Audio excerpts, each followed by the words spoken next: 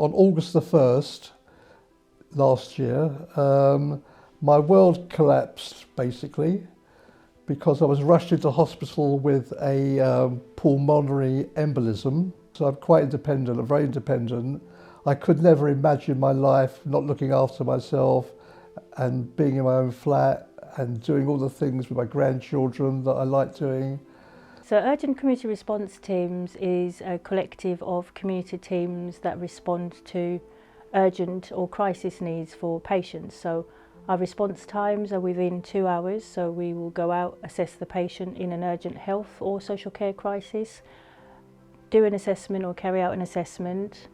We could treat, we could do bloods and put a plan in place for those patients. We have in the teams a collective of nurses, paramedics, physios, occupational therapists as well as healthcare support workers. They can go out and see patients that have got maybe mobility issues. They can get urgent equipment in like commodes, hospital beds if required. We also at the moment are having high referral numbers for falls. We've got a great bit of equipment called a razor chair, so we can pick patients up that have got non-injury falls.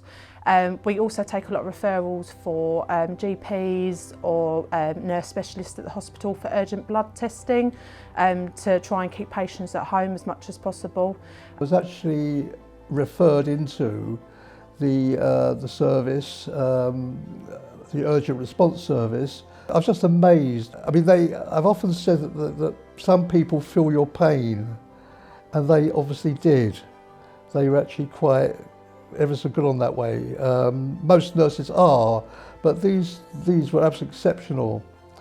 And I felt almost quite like I had exclusive nursing, which I did to myself. So to have this sort of service available to me, if needed, means a hell of a lot. The aim of the UCRT is admission avoidance. So the referral pathways would be a GP could refer to us, a paramedic on scene with a patient could refer to us, a carer in the community. We now have wraparound services such as the frailty virtual wards. So we can refer patients on to the frailty virtual wards or the respiratory virtual ward. And I believe there's also an upcoming heart failure virtual ward as well.